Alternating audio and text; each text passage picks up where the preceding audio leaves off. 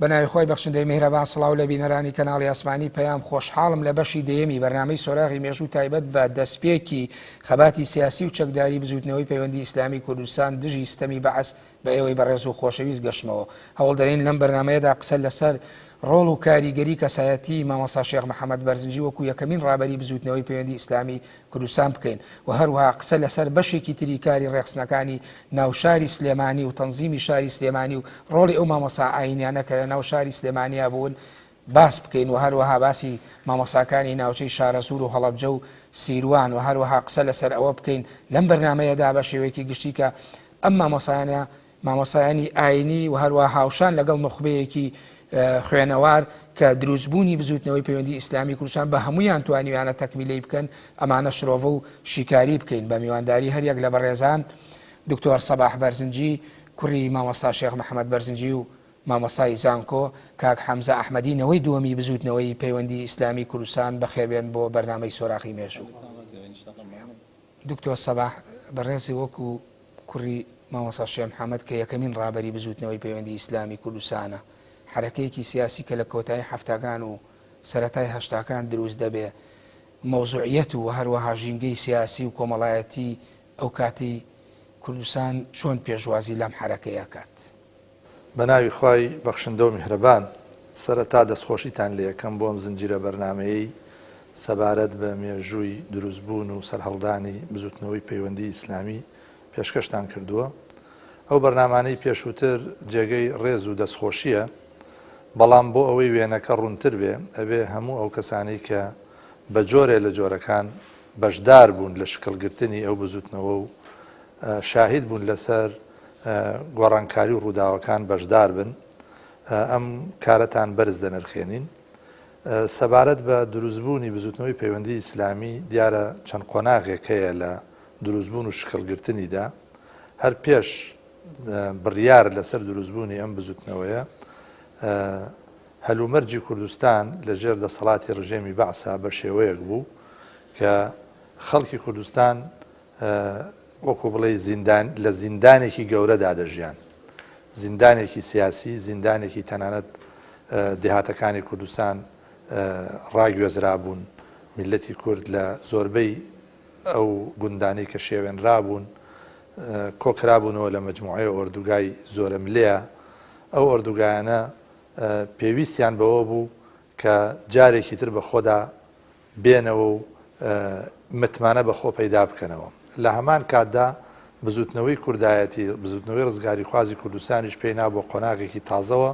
بەڵام بە قۆناغێک کە لە ڕووی فکریەوە خەریب و ڕووی لە مارکسیەت و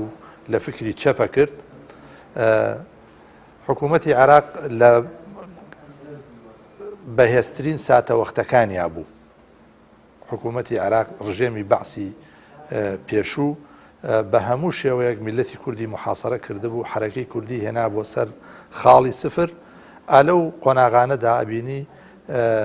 کە پارتی دووبارە دەسەکاتەوە بە شۆڕش یا یەکێتی دادەمەزرێ لە 76. ئالەو کاتا ئەوانەی کە فکری ئیسلامیان هەبوو بیریان لەوە کردوێتەوە ئێمە بۆ خۆمان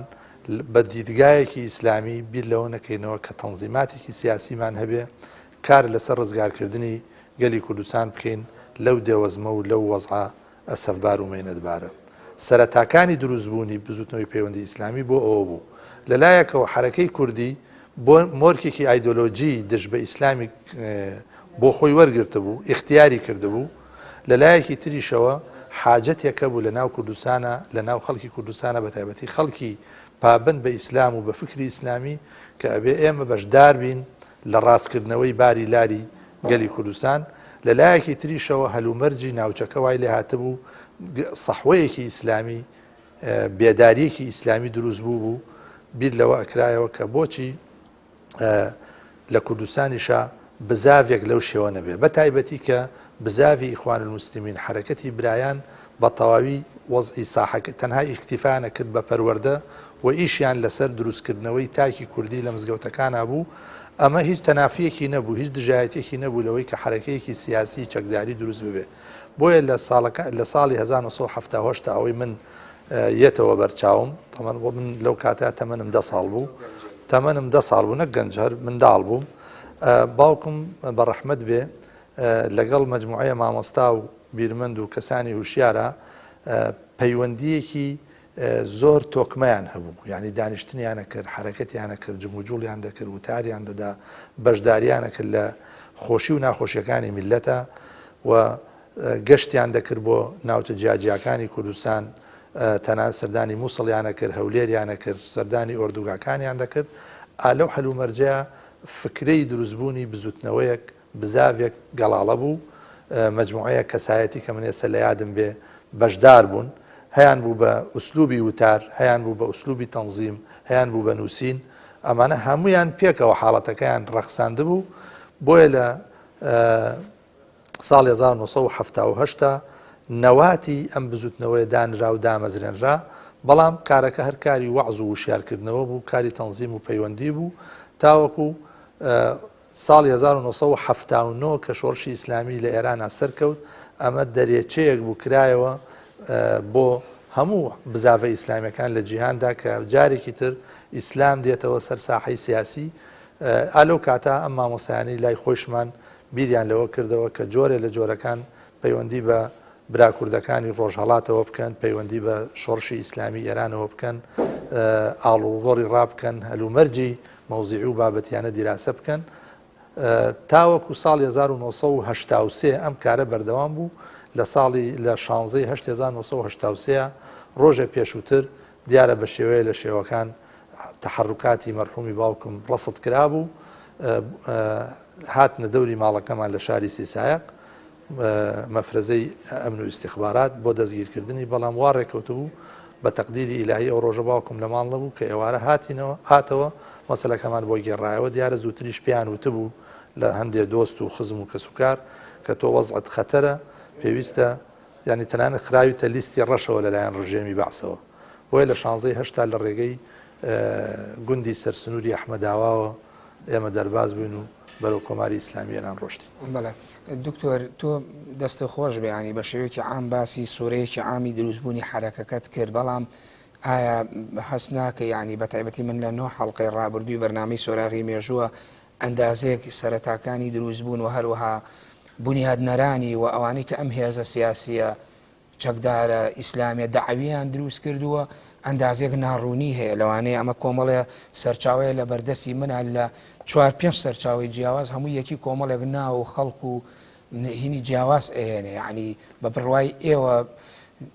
ناڕوونی سەرەتای دروستبوونی ئەم بزافە بۆچی ئەگەڕێتەوە، بۆچی یعنی تاوەکو ئێستا نەتوانراوە کۆمەڵێن ناو وەکو چۆن هەر هێزێکی سیاسی تر کە دروستە بێت ناوی موەسیسەکانی دیارەکرێ، ناوی ئەم هێزە یعنی ناوی دامەزێنەرەکانی ڕوون و ئاشکرانیە. خۆی هەر لەو بەرنامانەی کە جەنابتان پێشکەشتان کرد، هەر کەسێک هات لە گۆشەنیگای خۆیەوە بەشێ لە وێنەی تابلۆکەی کێشا، ئێمەش بەشێکی تر لە وێنەی تابلۆکەیە کێشین، بۆی هەمووی ئەگەر بخەیتە سەر ڕەنگە وێنەیەکی ڕوون بدا بەدەستەوە. کێشەی ئەمە ئەوەیە هەر بەعام وەکو کورد ئەنجا وەکو ئیسلامیەکانی ناو کوردستانیش کێشەمان هەیە لە ئەرشیف و لە ئەرشەفەکردن و لە دۆکۆمنتکردن و تۆمارکردنی ڕووداوەکانە وەکو پێویست. بەشێ لەو کەسایەتیانە کە باسەکرێن ڕۆڵیان هەبوو وەکو داعوە و بانگەواز، بەشێکیان ڕۆڵیان هەبوو وەکو تەنزیم، بەشێکیان ئەوانەی کە ڕۆڵیان وەکو تەنزیم هەبووە دیارە وەکوش پێویست ناناسرێن، چونکە لەو کاتا ڕێخستن نێنی بووە. کەسانی معدود ئەوەی کە لێرەت لە سلمانیا ڕێخستنی کردووە، ڕێخستنەکەی هەولێر ڕەنگە پێی نەزانی بێ، هەر ناژبێ پێی بزانێ، چونکە وەکو ئێستا نەبووە دنیا هەموو کەس ئیعلانی کا و شانازی بکا کە بڵن لە فڵان حیزبام، بەڵام لەو کاتەیە دەرکەوتنی کەسێک کە لە حیزبێک و لە تەنزیمێکی سیاسیایە، بە تایبەتی تەنزیمێکی سیاسی ئیسلامی، ئەوە مایی سەر بووە لەو کاتەیە. یعنی ڕەنگە بۆ نمونە کاک حەمزە لەو کاتەیە هەد لای باوکو و کەسوکاری خۆیشی شاردە بێتەوە بۆ ئەوەی نەکەونە ژێرزەختەوە، یا کەسێکی تر لە هەولێر بە هەمان شێوە. بۆیە هەموو وێنەکان ئەگەر بخرێتە سەریەک، ئەوەی داعیە بووە ڕەنگە داعیە بوو بێ و وتاری یا بێ و دەستیشی بوو بێ لە ئیشەکەیە، بەڵام تەنزیمەکە پێی نەزانیوە، تەنزیمەکە لە شوێنێکی ترۆ پێیزانراوە. یعنی دوکتۆرە ماگەر بخەیتەوە سیاقە مێژوویەکەی خۆی وەکوی بەڕێز دێمایی بۆکە، یعنی حاڵەتێکی ئاساییە، بەڵە زۆر نەک ئەوەی کە گلەی و گازندە بکرێت لەوەی کە هەر کەس گلەی بکا بڵێ فڵان کەس ڕۆڵی نەبوو فڵان کەسی تیان نەبوو کێ دامەزێنەر بۆ کێ دامەزێنەر چکە ئەم بەرنامانە جۆرێک چۆن بڵێ چاوێکی تایبەتی لەسرە ئەوەی کە لەنا وەکو بەڕێزت فەرموو لەناو تابلۆکە هەبووە بەڵام هەریەکە لە گۆشەنیگای خۆی بۆی ڕوانیوە ئەوی کەی نەبینیوە ئێستا یعنی بە نادیدەگرتن وێنایە هەموو کەسێ خۆی بە دامەزرێنەر زانێت چونکە کارەکە کارێکی پیرۆزە ئەگەر کارێکی خراپ وایە کەس خۆی نەیخسە ژێرباری و هەوڵیا لە ساعەکەش لە تابلۆکەش بسڕێتەوە بەڵامە چونکە کارێکی گرنگ بووە و دەست پێشخەری و ئیبتیکارێ بۆ لە کاری داوە و بانگەوازە لەو کاتەیە هەر کەسێک ڕەنگە واچۆتە مەیدانەکەەوە کە خۆی موەسیسە یعنی موەسیسین ئەگەر بڵین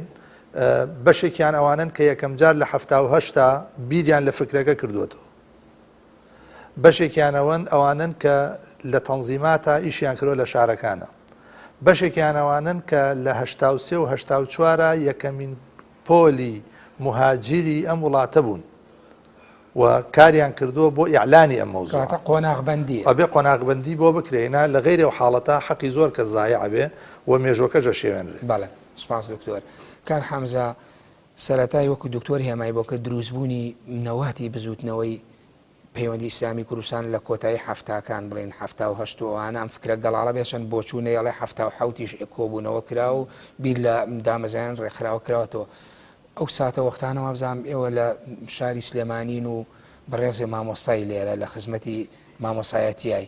تۆ چۆن ئاگاد لە دروستبوونی ئەم حرەکەی و سەرەتای دروستبوونی ئەم حرەکەیە بوو؟ بسم الله الرحمن الرحيم الحمد لله والصلاة والسلام على رسول الله وعلى آله وصحبه أجمعين سرتا حمد سناي خواهي قورا أكين كهداية هداية بوصرم شارقة إسلاما ودرودي فراوان نيرين بسرجاني باكي في غمر إسلام بشوين كوتواني والسلام الرزمان هي بو توري ميدياي كومل كالصاوبم كار بيروزي وزور زور سپاسی جنابیش جنابی مامۆستا ئارام علی سعید دەکەم کە وەکو کاریزما لەم بەرنامەمانە دەرکەوتی و ئینشاءڵڵا ژەرەبیتە کاریزمای ئیعلامیمان هەروە ئەبیش ئینشاءڵڵا و سپاس بۆ بینەران و بیسەرانیش کە ئێمە ئەبینن گوێیان لێمانە هەر شتێک کە ڕاز بێ کە ئەیڵین هەمووی لەخواوەیە ئەوەشی کە هەڵە بێ لە خۆمانەوەی داوای بەخشین لەخواکەین و لە بینەرانیش و هەر کەسێکیش ئینتقادێک ڕخنەیەکمان لێ ئەگرێ هەرخنەیەکی بەنائیمە زۆر سپاسی ئەەکەین بە نیسبەت ئەوە کە جەنابی مامۆستا دکتۆر سەباح بەرزنجی خوا لە خۆی باوکی و کە سوکاری ڕازی بێ ئینشاءڵڵا سەرەتا شتەکانی هەمووی تقریبان ڕۆشن کردەوە باسی کرد ئەوەی کەوا بیری بێت دوای نسکۆی 75 شۆڕش خەڵکان هەمووی لە ماتەما بوون گەلی کورد لە ماتەما بوو دوای ئەوەی کەوا ئەو شۆڕشەمان تیاچوو ئەویش بەوەی کەوا مەسەرەن خیانەتێکی بین المللیان لێکرا لە جەزائیرە دوای اتفاقی جەزائیری 75 شۆڕش کە نسکۆی هێنا و ڕووخا خەڵک بیری ئەوەی ئەکردەوە دووبارە شۆڕش دروست بکاتەوە چونکی بۆ ئەوەی کەوا زوڵم و زۆری زمانی بەعسی نەبینێ بێ نازانێ ئەوەی کەوا زوڵم و زۆری زمانی بەعسی نەبینێ بێ نازانێ یەک زەلام لەم شاری سلێمانیە هەمەکارە بوو کە سەر بە بەعز بوو هەموو شتێک بەدەستی ئەو بوو هیچ کارێکە بۆ ناکرا ئەو کاتانی کەوا لە سەرەتا 75 و 76 کە یەکێتی نیشتمانی دروست بوویەوە وردەوردە پارتیش وەکو قیادە موقەتە وردەوردە دروست ئەبوویەوە بەلاوی قیادە موقەتە بوو هێشتا مۆتەمەریان نەبەست بوو ببێتەوە بەهین لە سەراتاکانە و چەپگەرایی دەورێکی فعالی هەبوو ئەو کاتانە ئێمەش ئەوەی کەوا بزانێت ئەهلی مزگەوت بێ ئەزانی بەو مەسەلەیە مامۆساکانمان خوا جەزای هەر هەموویان باتەوە دەورێکی زۆر چاکیان نەبینی هەر هەموو مامۆساکانمان بدون ئیستیسنا هەیە زیاتر هەیە کەمتر هەیە وەسەطتر هەر ئەو مامۆسانی کەوا من لە محافەزەی سلێمانیە لە پارێزگای سلێمانی ئەو کاتەش کە هەڵەبجەش هەر بە سلێمانی بوو پارێزگا نەبوو بەتایبەت ئەبێ هۆڵی مامۆسایانی هەڵەبجە لە نەزەرا بگرین مامۆسایانی هەڵەبجە بە حەقیقەت سەدێک بوون دەستێک بوون دەستێکی زۆر چاک کە بەرنامەیان وا داڕێژرا بوو ئەتوانین بڵێن شوێعیەت یا چەبڕەوە لەوێ دەوری نەبوو بە تایبەت مامۆستا مەلا عوسمان بەڕەحمەت بێ مامۆستا مەلا عوسمان مامۆستا مەلا عەلی بەڕەحمەت بێ و هەموو مامۆستاکان یان مامۆستا ئەو سێ چوار برایە مامۆستا عەلیە مامۆستا مەلا عومەرە بەڕەحمەت بێ دوایە مامۆستا سدیقە کە ئێستا نەخۆشە خوای گەورە شیفای بە کوڕەکانیان مامۆستا محەممەد و ئەوان دوایەوەی مامۆستا مەلا ساڵحی گەورە کوڕەکەی مامۆستا ئیسماعیل و هەموو مامۆستاکانی کەش ئەو مامۆستانەی کە لێ بوون و بە تایبەت ئەوانەی کەوا زۆر دەوری تریان ئەبینی دوایەوە کە ئەو مامۆستانەی کەوا دەوری چاکیان ئەبینی لە وتارەکانیانە خەڵکیان هۆشیار ئەکردەوە بەنسبەتەوە کە زۆر مەشهور بوون خەڵک بە تایبەت لە شاری سلێمانی و ئەچوو یەکێک لەوانە جنای مامۆستا شێخ محەممەدی بەرزنجی بوو ئەو کاتەکە لە شانەریا بوو دوایەوەش جنای مامۆستا مەلا ئەحمەدی خانقا بوو کە لە دوای هەشتاکانە لە خانقا بوو بەڕەحمەت لە خانقای مەولانە خەلیل لە شاری سلێمانیا بوو کە زۆر دەوریە بینی زۆر هۆشیاریە کردەوە زۆر خەڵکی مەسەن ڕاکێشا جوانەکان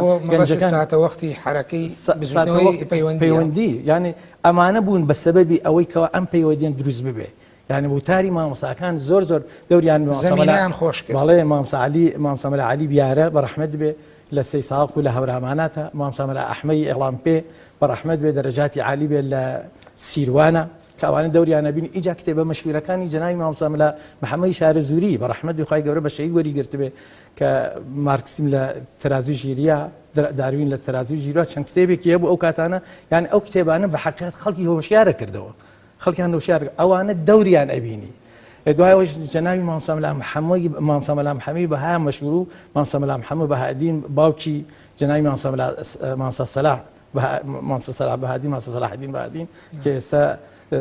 ئەمینداری گشتی یەکگرتووی ئیسلامیە کە ئێستا ساڵوەختی ساڵی 24یانە یەکگرتوو پیرۆزواییشیان لێ یەکەین خوای گەورە موفقیان کا بۆ خزمەتی چاکتر کە هەم برایانی هێن ئیخوان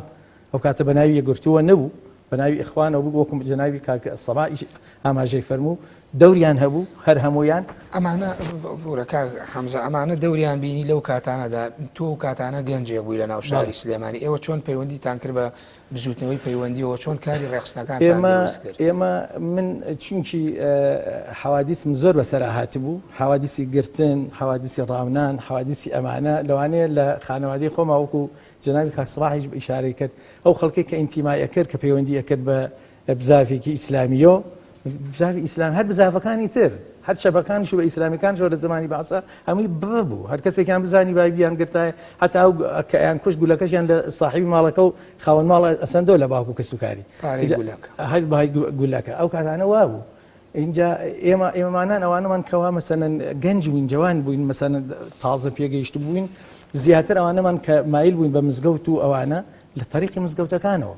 چونکە ئەم زاویانی شۆڕشەکانی کورد هەر بە هەمووی لە شێخ سەعیدەوە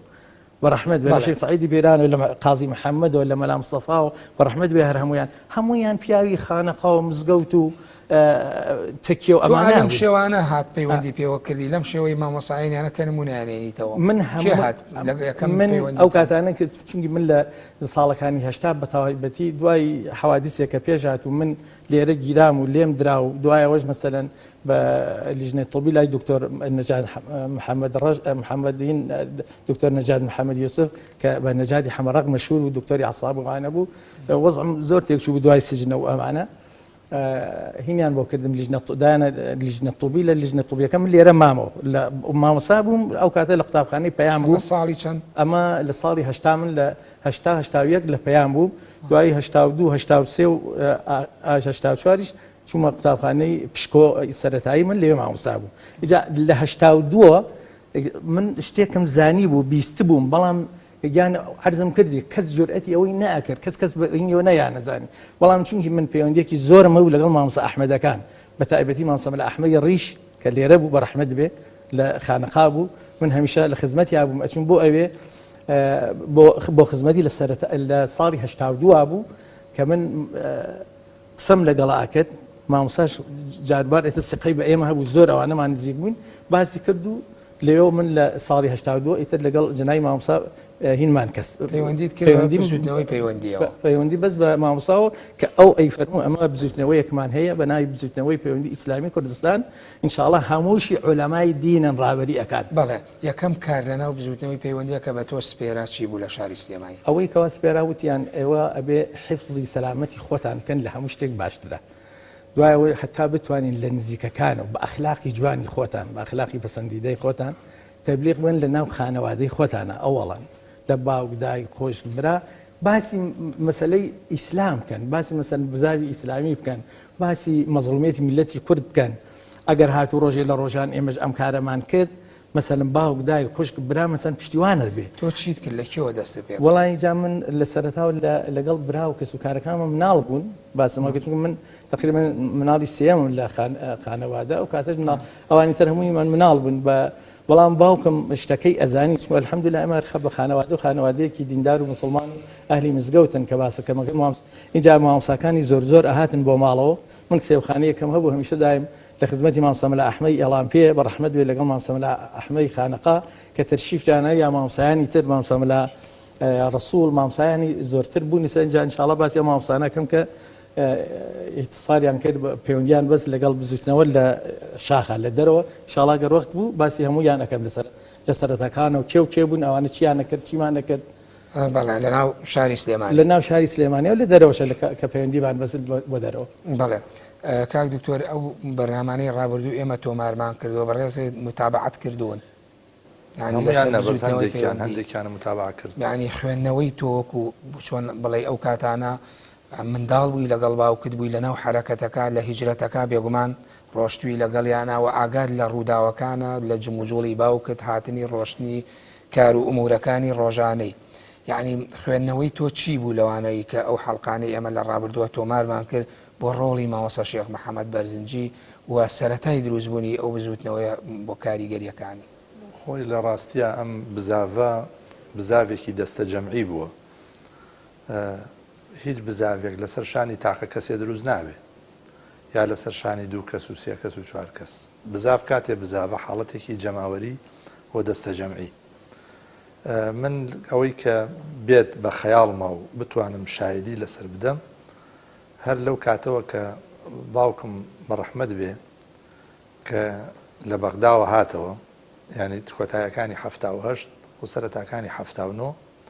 کە هاتەوە بۆ منطقەی شارە زوور و شانە دەری و سەی سادق پەیوەندێکی بەتینی لەگەڵ مجموعەیە کەس هەبوو مجموعەیە کەسایەتی کە ئەتوانم ناویان ببەم بە تایبەتی مامۆستا عەبدوڕەحمان نەورەسی مامۆستا شەهید مەلا عەلی بیارە مامۆستا مەلا ئەحمەدی خانەقا مامۆستا مەلا ئەحمەدی ئێڵام پێ مامۆستا شێخ عوسمانی مەردۆخی بەڕەحمەت بێ هەمویان بەڕەحمەت بن ڕەزا و ڕەحمەتی خوایان لێوێ مجموعەیە کەسایەتی کە ئێستا ڕەنگە نەتوانێت مامۆستایانی هەڵەبجە دکتۆر مامۆستایانی هەڵەبجە هەر پەیوەندێکی قەدیم و دێرین هەبوو باوکم کاتی خۆی لە 60ەکانە لای مامۆستا مەلا عوسمان خوێندبووی چونکە مامۆستا مەلا عوسمان لە ساڵی 1960 بە دوای مەدرسەی پلیس کە ئینتیقالی کردەوە هەڵەبجە تر مەدرسەی هەبووە باوکشم بە فەقێتی ماوەیە لە هەڵەبجە بووە لای جەنابی مامۆستا مەلا عوسمان خوێندوێتی لای مامۆستا شێخ خالیدی موفتی مامۆستا شێخ نورەدینی موفتی هەروەها لای مامۆستا مەلا ساڵحی گەورە لای ئەم مەجموعە مامۆستایە ئیستیفادەی کردووە و وەکوڵی ئیستیفازەی کردووە ئەمانە پەیوەندێکی بەتین و ڕایەڵەیەکی پەیوەندی عولەمایی هەبوو و هەستم دەکرد لە مەوزوعەکانە جۆرێک لە میحوەریەتی هەبوو باوکی من یعنی نەکوەکو خۆم باسی بکەم کەسێک بوو نەوعێک جاذبیەتی شخصی هەبوو کە لە بەغاژ بوو بە هەمان شێوە وتاری هەبوو وتاری ڕەخنە ئامێز لە حکوومەتی بەعەس دەورێکی هەبوو لە ناو زانایان و بیرمەندان و خەڵکی موسڵمان پەیوەندێکی باشی لەگەڵ مامۆستا مەرحوم مامۆستا مەلا محەممەدی شارە زووری کە ئەو کاتە ئیمام و خەتیب بوو لە سەی سادق و مجموعەیە کتێبی باشی لەو سەردەمە نووسی بوو بۆ تەحەدیاتی فکری ئەو سەردەمە زۆر کاریگەر بوو گەنجان زۆر دڵ ئاوەدان و دڵپاراو بوون بۆ مۆزوعە ئەمە هەستم بەمە دەکرد کە پەیوەندیەک هەیە پەیوەندێکی غێر تەبیعی ینی پەیوەندێکی متەمەیز و تایبەتمەند. من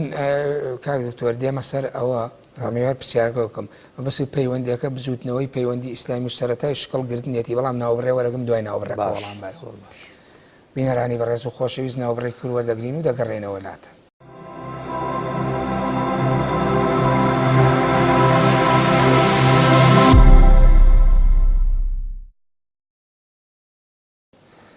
دووبارە سڵاو بەر لە ناوبڕەکە باسی ئەو پەیوەندی ناتەبیعیەت کرد کە باوکت لەو ڕۆ تەبیعی نەبوو، یعنی وەکو پەیوەندی خەڵکی تر نەبوو، نەوعێک تەمەیوز و تایبەتمەندی و نەوعێ ڕاز پاراستن و ڕازپارێزی لە بینیانە هەبوو، دانیشتنیان بکردایە هەوڵانەدا کەس پێی نەزانێ بە دەقیقی کات و ساڵەکەی ئەگەر کاتەکەی یعنی من ئەیگەڕمەوە بۆ 1970 ئێمە پەیوەند بەسەن بۆ نمونە پەیوەندی باوکم لەگەڵ جەنابی مامۆستا عەبدوڕەحمانی نەوڕەسی ئەگەڕێتەوە بۆ ساتەکانی شۆڕشی مەلا مستەفا بەڕەحمەت بێ شۆڕشی کورد. ئەو کاتە مامۆستا نەوڕەسی لە پێنجوێنە بێ، مەرحومی باوکم لەگەڵ مەرحومی حایشێ غەریبی باساکە سەردانی ئەوێ ئەکەن لیقایەکیان بۆ دروستەبێترن پەیوەندیە بێ بە سەبەبی پەیوەندێکی فکری و هێشتا لە بەرزنجە بوون بیرم دێ جەنابی مامۆستا نەوڕەسی لەگەڵ مەرحومی کاک شێخ جەبار هاتن بۆ بەرزنجە بۆ سەردانی باوکم، تەنانەت لە بیریشمە کە کراسێکی سپی لە بەرا بوو، لە بیریشمە ماوەیە مانەوە و ئالەو کاتەوە پەیوەندیە فکریە بوو بە ئەوەی کە پەیوەندێکی سیاسیش دروست ببێ. ناتوانین ئینکاری دەوری مامۆستا نەوڕەسی بکەین لەم شتانەیە، چونکە لەو هەرومەرجەیە گەنجێکی بە زۆر بەتەکان و بە تەوژم و زۆر بە ئیرادە و بە هیمەت بوو. دەوری حەڵقەی وەسڵ لێبینی لە بینی و مامۆستا ئاینیانە بە تایبەتی کە مەسئول و لە دایرەی ئەوقافیشە هەموو کاروباری ئەو دایرەی ئەوقافی سلێمانی لەسەر شانی ئەو بوو، کەسێک بوو زمان پاراو بوو وەجێی متمانەی هەموو لایەک بوو، فعلا خۆشەویستیش بوو لای هەموو مامۆستا ئاینیەکان. بەڵام ئەوەمان لەبیر نەچێ ئەم بزاڤە لەسەر شانی تاقە کەس دروست نابێ، دروستیش نەبووە. من لە مەقالەیەکە کە لە ئیماراتیش چاپ بووە لە زمنی کتێبی میسبارە باسی ئەوم کردووە ئەڵقەکان و قۆناغەکانی دروستبوونی بزاوی ئیسلامی لە کوردستانە لە ئیرهاسات و سەرەتاکانی حرەکەی فکری سەحوە و نەهوزەی ئیسلامی لە شێخ عەمدە زەهاوی و محەممەد سەواف و مەلای گەورەی کۆیە و شێخ محەممەدی خاڵ ئەمانە ڕێگە خۆش بکەر بووە بۆ ئەو مۆزوعە تا ئەوەی دوای شۆڕشی دوای ئەو شکستە و ئەو پیلانە نێودەوڵەتی کە لە شۆڕشی کورد کرا بەڵێ ئالەو کاتەوە تا ئەگاتە لەم مەسافەیە ئەو مەجموعە مامۆستایە باوکم مامۆستا مەلا عەلی، مامۆستا مەلا محەممەدی شارە زووری، مامۆستا شێخ عوسمان، مامۆستا نەوڕەسی، اینجا مەلا محەممەدی خانەقا، ئەمانە ئەم کەسایەتیانە بەردی بناغەی ئەم بزاڤەیان دروست کرد لەگەڵ مەجموعەیە کەسانی وشار و ڕۆشنبیر. ئێمە ناتوانین ئینکاری ڕۆڵی کاک حەسەن حەمەخالی، کاک کەمال دۆڵپەمویی، کاک حاجی مەهدی، حاجی ئەحمەد، کاک حاجی کامیلی حاجی عەلی، ئەمانە مەجموعەیە کەسن کە بەردی بناغەی ئەم بزاڤن. بەڵام کاک دکتۆر من ئەمەوێ عنی شتێک بڵێم هەستەکەم ناڕوونیە کە یاخود ئەگەر ناوی دوو دنیا بینی جیاواسەیە. هەستەکەم ئەوەی کە تۆ ڕۆڵەکانە باسک و بەتایبەتی ڕۆڵی باوکت یعنی مامۆسایانی ئاینی زەمینە خۆشکەر بوون و چۆنەڵی سربەیەکاکردنێکی سەرەتایی و دروستبوونی بزوتنەوەیەک هەبوو پێشوازیان لێکرەوە، بەڵام کۆمەڵی خەڵکی تری ئیداری ئەندازەیەک لە ناو حرەکاونەک ئەو ناوانەی یەنات کاک حەسەن حەمەخالیت، کاک کەمال دۆڵپەمویی، کاک کامیلی حاجی عەلی، کاک حاجی مەهدی، یعنی ئەمانە هەستەکەم کە ئەوەی لەناو ئەم نووسرا و یاداشت و کتێبانە ئەخوێنرێتەوە ئەمە بە جۆرێ دوو ئاڕاستە ئەکا، بەڵام هەموو لە پێناوی دروستبوونی حرەکایە. مامۆستا مەلا عەبدوڵڵای جیهاد کە ڕۆڵی بینیوە لە ناو شاری سێمانی زۆربەیان باسیەکەن، یعنی بوو خۆی ئەمانە هەستەکەی دوو ئاڕاستەیە، یعنی هەست ناکەی ئەم ئاڕاستە وەکو جەنابەت لە سەرەتای بەرنامەکە ژوتێ تابلۆکە ئاوا بووە بۆیە زۆر جار هەند جۆرێک لە ناتێگەیشتن دروستە بێت. مەسەلەی ئەوەی کە زۆر سڕی بووە مەوزوعەکە هەوڵیان نەداوە حتا شتەکانیش تۆمارکەن لەبەر پاراستنی نهێنی، هەنی ترساون لەوەیە گەل لە وەرەقەیەکە مۆزوعەکە تۆمارکەن ئەو وەرەقە بکەوێتەوە دەستی ڕژێم یاداشتێک نییە، یاداشتێکی وامان نییە. بەڵام ئێمە وێنە گشتەکەی بەو شێوەیە کە هەمێکی گشتی ئەو خەڵکی کۆ کردوێتەوە هەمێکی گشتی خزمەت بە ئیسلام لەگەڵ خزمەت بە کورد و پارێزگاری لە کیانی کورد پارێزگاری لە دین و عەقیدەی کورد ئەم هەممە گشتێ ناو هەموو ئەو خەڵکانە هەبووە بەڵام ئەو هەممەش هەمویانی نزیک کردوەوە لە یەکتری بەڵام دیارە لە فتەراتی جیاوازە تاریخ و زەمن و تەمەنیش حکمی تایبەتی خۆی من دێمە سەرەوە کە دواترەگەرە مێژوە بنووسرێتەوە توێژینەوەی علمی لەسەر بکرێت چۆن بکرێت چمەلای کاک حەمزە و دوایە مەولات کاک حەمزە تۆ باسی ئەوەتی کە لەم شارە ئێوە دروست بوون و ڕۆڵتان بینیەوە کۆمەڵی خەڵکتان ناسی یعنی ئەو ماوەی بەر لەوەی کە تۆ بڕۆیت بۆ ڕۆژەڵاتی کوردستان و هیجرەت بکەیت لێرە نەمێنی ئێوە ئەو زەمینە سازیە چی بوو لەناو شاری سلێمانیا کردان بۆ ئەو شێوازی داعوەیە کە دکتۆر سەباح باسی کرد مامۆسایانی ئاینی چ ڕۆڵێک و هەروەها ئەو نخبەیەکی ئەندازێ بڵم خوێنەوار لەم شارە کاریگەریان بینی لە هاوشانی یەکتری وڵی کاک مامۆسا ئارام بەنسبەتی ئەوە وەکو جەنابی دکتۆری باسی کرد ئەوە نەشتەکە بەنهێنی بوو یعنی تۆ من زیاتر عیلاقەی شخصی خۆم بۆ بزوتنەوەی پەیوەندی ئیسلامی لەگەڵ جەنابی مامۆسا لە ئەحمەی خانەقا بوو بە ڕەحمەت بێ و دواتریش لە ئاخری 83 بۆ 84 لەگەڵ جەنابی مامۆسا لە ئەحمە کە باسم کرد مامۆسا لە ئەحمەی ئێڵام پێ یا مامۆسا لە ئەحمەی کاکە مەحموو بە ڕەحمەت بێ کە من باسم کرد ئەو پێکەنی یانێ و زووتر ئاگادار بوو بە وەزعکە زووتر پەیوەندی کردبوو ئەو من ئەمەوێ بپرسم یعنی کەس کەم باسی مامۆسا ئەحمەی کاکە مەحموود ئەکرێت ئەوش لەناو بزوتنەوەی پەیوەندیە هەبوو بەڵێ من لە خزمەتی ئەویشا بووم ئەو دەورەش کە جەنابی مامۆسا لە ئەحمەی ئێڵام پێ بینیەوە جەنابی کاکە سەماحیش باسی کرد کە زوو دەوریان بۆ لەگەڵ باوکی و لەگەڵ مامۆسایانی هەڵەبجە ئەوانە هەمویان وەکو ئەو فەرمووی ئەمە خشتەکە وا تەواو بێ ماڵەکە وا تەواو بێ هەر یەکە خشتێک و بە هەموویەوە ئەبێتە ماڵەکە دروست دەکرێت هەر یەکە لە شوێنێکا بوو بەڵام من بەنسبەت کە چونکە عیلاقەیەکی زۆر سەمیمیم لەگەڵ جەنابی مامۆسا لە ئەحمەی کاکە مەحموود بوو و لەگەڵ کوڕەکانیش و لەگەڵ خانەوادەکەشا بە تێکەڵاویمان هەبوو لەگەڵیانە و دەورێکی زۆر چاکیشی هەبوو ئەو کاتانە مامۆسا لە ئەحمەد لە سیروانە و من لە تەریقی ئەویشەوە کە نێران بۆ ڕۆژهەڵات کە پەیوەندیم کرد لە تەریقی ئەوە وجا باسی ئەەکەین تۆ چالاکی ڕێخستنت کرد لە سلێمانی بەر لەوەی بڕۆن بەڵێ من لە قوتابخانەکەی خۆم ئەو کاتە لە پشکۆ بە شایدی ئەو مامۆسانی کە ئەو کاتانی کە من لە خزمەتیان نبووم ئەو کاتە من لە پەیامەوە بوو مامۆسا عەلی بوو لە مدیرمان بوو دوایی مەکتەبەکە گەورە بوو جێیان نەبوویە و قوتابخانەی شیکیان کردو لە قوڵیا بە ناوی قوتابخانەی پشکۆ کە لەوێ بووم مامۆسا عەبدوڕەحمان هینی بوو لەگەڵ مامۆسا عەبدوڵای لێ بوو مامۆسا مەلا کامیل خەڵکی تەیۆڵەی لێ بوو مامۆسا عوسمانی لێ بوو کە برای مامۆسا شێخ سەدیقی سەرگەد بوو بە ڕەحمەت بێ ئەو چوو هەردووکیان بە ڕەحمەت بن کە من لەگەڵیا باسم لەگەڵیا کرد لەگەڵ مامۆسا عوسمانە دوای چەند برایەکی کەژا بوو دوایش ئەو مناڵانی کەوا من پەروەردەمەکردن هەمووی ئەوە خۆیان شاهیدن ئێستاش تەلەبەکانم هەیە شاهیدن من لەوێ مزگەوتێکم بۆ کردنەوە کە ئەوانە کە لە سلێمانیا شتی وا نەبوو مزگەوتم کردەوە خۆشیان ئەزانن ئێستا هەمویان ئەوانەی کە تەلەبەی من بوون خۆیان ئەزانن مزگەوتم بۆ کردنەوە من پێم وتن من هەم دەرسی دینەمەوتەوە پەروەردەی ئاینی لەگەڵ کوردیە ئەمود هەر کەسێ ئەبێ ئەم دوانەی هەبێ کە کورد بێ کوردیت ئەبێ کوردایەتەکە لەمەوە بێ وەکو ئەڵێ خەریتەی هەموو خاکی کوردستان دایک بە دەرزی دەسوش درومان نەینووسێ لەسەر سەر بێشکەی مناڵ هەر بە کوردستان بێتە گوڕووکاڵ لە بێشکەی وادا چاو هەڵنەهێنێ و درۆی هەڵسێ و تۆڵە بسێنێ من ئەم شیعرانە لە پاڵ ئەوەشا کە تۆزێ دەستی شیعریمە بوو شیعر ئاینیەکان کە لە مجەلەکانمانە ئاسۆ ئیسلام کە باسی ئەەکەین ئەو شیعرانەم فێری تربێتی دینیش نوێشکردن دوایەوە مەسەر ئەخلاقی ئیسلامی ئەوانە دەورمان نەبینی دەورمان لەگەڵ ئەوان نبین من ئەوەیان پێسپێرابووم لە تەرەفی لەلایەن ئەم بزوتنەوە بە منیانوت کە ئەتوانی تۆ قوتابیەکانت ڕایان بێنی چونکە ئەوانە نخبەیەکی چاکن بۆ ئایندەمان و الحەمدولیلا ئەتوانم لەوانم بینیۆ دواری لەناو پێشمەرگەکانی خۆمانە یەکێک لەوانە کە کاک سعدی بوو کوڕی مامۆسا لە ئەحمەی مامۆسا سێ ئەحمەی پێنجوێن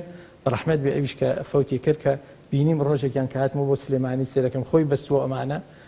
هات پێشوازی منی لێ کرد من نەمناسیەوە گەورە بوو ماچیە کردم و وتم کێی تۆ وتی مامۆسا نامناسیتەوە وتم ناوەڵا وتی من سعدیم تەلەبەکەی تۆم کە هەر لەو کاتا فێری کوردایەتی و ئاین و ئاینداری و پەروەردەی ئیسلامی ئەکردین یەکێک لەوانەیە ئەوە بوو زۆر لە قوتابەکانی کەشم. بەڵێ کاک حەمزەیانی ئەم جووە شێوازە لە ئیشکردنی ئێوە ئەمە بوو وای لێکرد ناچار ئێوە بڕۆن چۆن سلێمانیتان بەجێهێشت؟ وەڵڵی بەجێتان من کە بۆ بەجێهێشتنەکەی من ئەو کاتان کێمە ئەو دەورانەمان هەبوو چەند جارێک من بان کرام لە ئەمنی سلێمانیەوە بانگە کرام بە ڕۆژ بە سەعات بە هین مەشکوک کەوتبوون چونکە من ڕۆژێکیان مشرف تەربیەیەک هات بۆ ئەوێ و کاتانش هەڕیشم بەبوو کە نوێژ و شتەمە کردەوە وتی کاکە ئەمە چییە ئەم نوێژ و هینەوە ئەو کاتانە نزیکی ساڵەکانی کەی بوو 84 بوو طبعا شۆڕشی ئیسلامی ئێران لە 79 ئەمانە پیرۆز بوو ئەو قسانەی بە منوت خازی لە یادمەوە مامۆستاکە مشرف تەربیەکەش ناسم حەز ناکەم لێرە ناوی بەم وتی تۆ ئەڵەی خومینیت لەگەڵ خومینیاتی و ئەمانەکە من ڕیشم وتم بۆچی هەر خومینی ڕیشی هێناوە ڕیش سنەتێکەوەی پێغەمبەری خوا صلی الله علیه وسلم هەلو بابەتان کەوتینە مناقەشە لەگەڵ مامۆستایە ئیجا من وازم ئەو یا مامۆستا یا یەکانێکی تر من مامۆستاکانی خۆمان ئەوانەی ترمان کە لەگەڵمان نبوون هەمووی پیاوی چاک و ڕێکۆپێکم لەگەڵ منە ڕۆزی احترامی چاکیان نەگردم یا لەوانەی لە دەرەوە بوو بێ چونکە من لەوێ کە دەورم ئەبینی خەڵکانێک تەقرییان لەسەر مندابێت چونکە چەند جارێک بان کرام حتا گیرام دەوراتێکی زۆری ڕۆژی تۆ سلێمانی بەجێهێشت؟ من دقیقاً لە 11/84 شاری سلێمانیم بەجێهێشت بەرەو سیروان بە مامۆستا مەلا ئەحمەدم بوویت مامۆستا مەلا ئەحمەدی خانەقا عەرزم کرد مامۆستا ئەچم خواحافیزیمان کرد وتی ئەچی بۆ کوێ وتم ئەچم بۆ ئەوێ جەنابی مامۆستا شێخ محەممەد ئەوان ئاگام لێ بوو کە چونکە ئاگادارم کە لەوێ دروست بوون و سەرەتاکانە وتی ئەچی بۆ کوێ لە چەند طریقەی وتم ئەچم بۆ لای مامۆستا مەلا ئەحمەد هینم بۆ کردو و تێتی وەرە بۆ ئێرە لێرە تەرتیبات بۆ بکەم 11/84 چوومە ماڵی مامۆستا مەلا ئەحمەدی کاکە مەحموود مامۆستا مەلا ئەحمەدی ئێڵان پێ بەڕەحمەت بێ من شەو لە خزمەتیا بووم دەی مانگ ئەو زیاتر وەکو ڕایاڵی تەنزیم و بەڕێکردنەکە تۆ چتە ئێوە ئاگاداری وردەکاریەکان بڵێ من عەرزم کردی زیاتر من چونکە وەکو جەنابیشی باسی کرد هەر هەمومان هەر یەکەمان بە یەکێکەوە ڕابید بووین بە یەکەوە پەیوەندی یەکمان نەبوو پەیوەندیەکەی من ئەوە بوو وتیان کە وتم ئەچمە دەرەوە وتم لێرە زۆریان بۆ هێنام وەکو بڵێ کەشف بووم دوای ئەوەش ماڵی باوکم تقریبا وەکو مەشکوکن لە مەسەلەکەم ئەمانە ئێتر ئەبێ من تااقەتم نییە لێرە زۆر بانکرام زۆر گیرام زۆر لێ دراومانە بەڵێ چتە ماڵی مامۆستا چوومە ماڵی مامۆستا مەلا ئەحمەد مامۆستا مەلا ئەحمەدی ئەو ڕۆژاوتی دانیشە بزانین چیەکەین ڕۆژی دوایی کە بوو بە دەی لەسەر 11/84 وتی پیاوێکی چاک پەیامان کردووە ئینشاءڵڵا بەیانی یەک لێرەوە ئەدوا بۆ ئەوێ ئەو پیاوەش کێ بوو جەنابی کاک شێخ جەعفەر بوو کە ئەبێتە خەزورەی جەنابی دکتۆر بەڕەحمەت بێ ئەویش ئەو هات بۆ ئەوێ کە دواییش خۆی و کوڕ و ئەمانەی هەر هەمویان هاتنە دەرەوە بوون بە پێشمەرگە ئەمانە ئەویش تەنزیم بوو بەڵام من ئاگاداری تەنزیمەکەی ئەو نەبوو بووم مامۆستا مەلا ئەحمەد ئەوی بان کرد و قسەمان کرد و شەو لە ماڵیان وتی کاکە من بەیانی ئینشاڵڵا دوای نوێژی بەیانی یەم بە شوێنتە وتم لەکوێمە وتی تۆ کارێکە من بە سەلامەتی ئەگەێنم وڵاتن بۆ بەیانیەکەی دوای نوێژی بەیانی کە من لە مزگەوتا لەگەڵ جەنابی مامۆستا مەلا ئەحمەد هاتمەوە سیرەکەم بە سیارەکەی هاتووە و مشکێکی یا و کاتە کڵاو مشکێکی بەسەرە بوو خۆی وتی ئەوە بکەرە سەرت ئەو بکەرە سەرت وتی تۆ دانیشە پاڵ بەرە و کارە نەبێ وڵاتە هەر لەگەڵ خۆیان ئەو کاتە یەک سەیتەرەی تیا بوو هینەوە لە ئەحمەد ئاواوە کە لە خورماڵ دەرەچووی لە ئەحمەد ئاوا لەوێەوە ئەتر ئەچوین ئەو سەیتەرە بەیانی زوو نەهاتبوون وڵات قەدەری خی گەورەوە بە هەر بە سیارەکەی تا گەیشتمە ئەحمەداوە کە گەیشتمە ئەحمەداوە 11/84 ئەحمەداوە منتیقەیەکی ئامین ئەتر ئامین بوو ئەو کاتە حیزبەکان لێوێ بوون ئەو کاتە شوێعی لێبوو حەسکی لێبوو دوایەوە پارتی لێبوو یەکێتی لێبوو هەمویانی لێوەی تەروەدەوەدە لەگەڵ ئەوانە من ئامۆزایەکیشم لێوێ بوو لەگەڵ ئامۆزاکەمان پەیوەندیمان بەست و ڕاستەوە خۆ ڕۆشتین بۆ دزەڵی چون بەرەو مڵەخورد و لە مڵەخوردا چوینە دزڵی لە دزڵی شاماڵی ئامۆزایەکەم لێ بوو چوومە ماڵی ئامۆزاکەم و کارەکانیان ئەوان بۆ ڕێ خستم کە هەتا ئەمە بە سیلسیلەی تەنزیما گەشتین بە سلسلەی تەنزیما گەیشتمە تا دزڵی لە دزڵیشی دووبارە ئەویشت بە سلسلە ئەو ئامۆزام ناردم بۆ سنە کە ئاگاداریان کە مامۆستاوان ئاگادار کە جەنابی مامۆستا شێخ محەممەد بوو بەڕەحمەت سەرەتا لەو کەسە دیارەکە کە من بە خزمەتیان گەیشتم سێ قۆڵی کە من چوومە خزمەتی ئەم سیانە بوون ئەوەڵ جار من کە بە خزمەتیان گەیشتم ئەم مامۆسا بە ڕێزانە بوو یەکەمیان جەناوی مامۆسا مامۆسا شەمحەمەدی بەرزنجی بوو بە ڕەحمەت بێ دەرەجاتی عالی بێ دوای جەناوی مامۆسا نەورەسی بوو مامۆسا عەبدوڕەحمانی نەورەسی بوو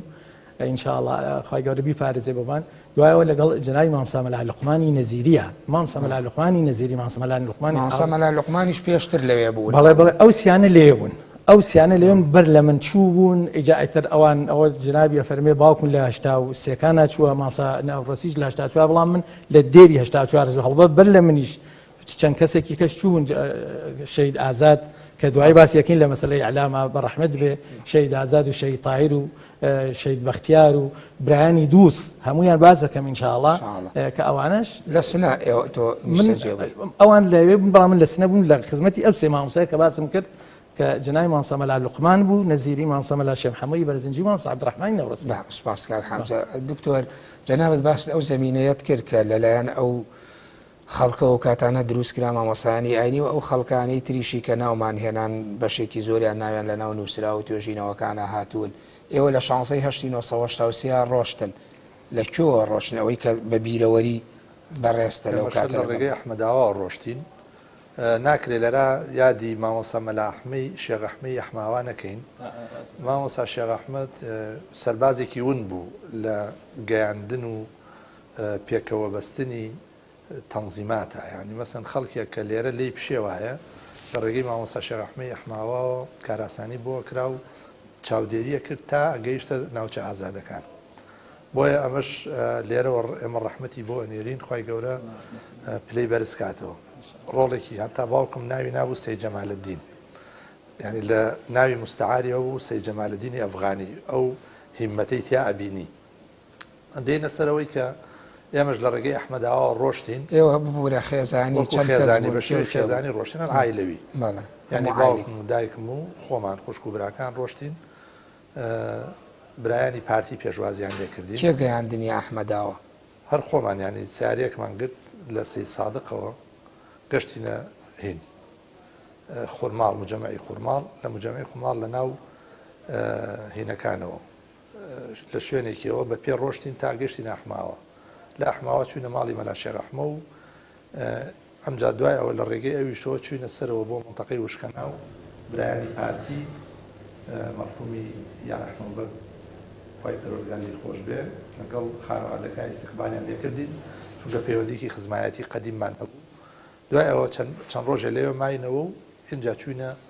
کوردستانی ئەودی و دزڵی ئێوەش ئێمە چوینە دزڵی و دوای دزڵی چوینە مەریوان و پاش ماوەیەک چوینە سنە ئەمێ ئەوە بزانم یعنی ئێوە کێتان بینی حتمما پێشی مەرحومی باوکت خەڵکی تر ڕۆشت بوو وەنیا کەس نەچوو کاتی ئەو سێ کوچکەی باوکتەوە باوکماسا مامۆسا نەورەسی بەر لە باوکت نەچوو باوکم یەکەم کەس بوو لەوێش کە چوین لە ڕاستیە میزبانی ئێمە ینی خانەخوێی ئێمە بە پلەی یەکەم برایانی پارتی بوون دوای ئەوە کۆماری ئیسلامی ئێران کە ڕۆشتینە ئەوێ ئەوەندی پێ نەچوویان تەوان لە سەرەتاوە باوکم لە 1970 تا 1984 بە هیچ شێوەیەک باسی بزوتنەوەی پەیوەندی ئیسلامی بەڵێ هەڵبەت ئیداریاتێ نەبوو تاوەکو ئێوە لێ پێشوازی بەێنەوە ڕێکتان علاقاتێکی وەسیعی دروست کرد لەگەڵ زانایانی ئاینی لەگەڵ مەسئولینی کۆماری ئیسلامی بەڕێز و حورمەتێکی زۆر و سەیریانە کرد لە شاری سنەیە وەکو مەرجعی حسابی بۆ ئەکرا دەرچێوەتەوە بە هەندێک لەوانەی کە ئەهلی عیلم بوون لە شاری سنەیە تەنانەت تەکلیفیشی یەکرا کە کۆماری ئیسلامی ئێران لەو کاتا سەرقاڵی دامەزراندنی جامیعەیەکی ئیسلامی عالەمی بوو لە شورای عالی انقلابی فەرهەنگی یعنی ئەنجومەنی باڵای شۆڕشی ڕۆشنبیری کە ئیداری هەموو زانکۆکانی ئێرانی لە ئەستۆیا بوو لەوێ بانگیان کرد بۆ ماوەیەکی زۆر خەریکی دانانی بەرنامە بوو وەکو ئەندامێکی کارە بۆ زانکۆیەکی ئیسلامی و بەرنامەکانیشیان تەواو کرد. بەڵێ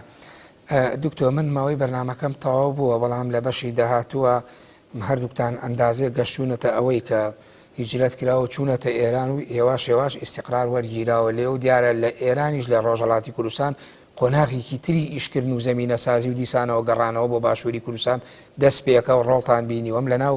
کاری ڕێخستن و پێشوازی و دروستکردنی ساتە وەختی لەشکری قورآن و دروستکردنی ئۆرگانێکی ئەعلامی کە گۆڤارێکیانەیە بە ناوی ئاسوی ئیسلامەوە ئێوە دوو کۆڵەکەی سەرەکی ناو گۆڤارەکە ئەبن. من کۆتایی بەم بەشە دێنم. زۆر سپاس بۆ دکتۆر سەباح بەرزنجی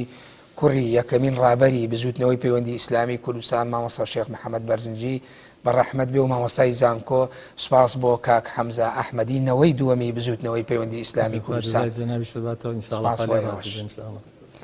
بەڵێ بینەرانی بەڕێز و خۆشەویست بەم شێوەیەتمە کۆتایی بەشی دەیەمی بەرنامەی سۆراغی مێژوو تا بەشێکی تر بەخوای گەورە و میهرەبانتان دەسپێرم. کاتێکی خۆش بۆ هەموو لایە.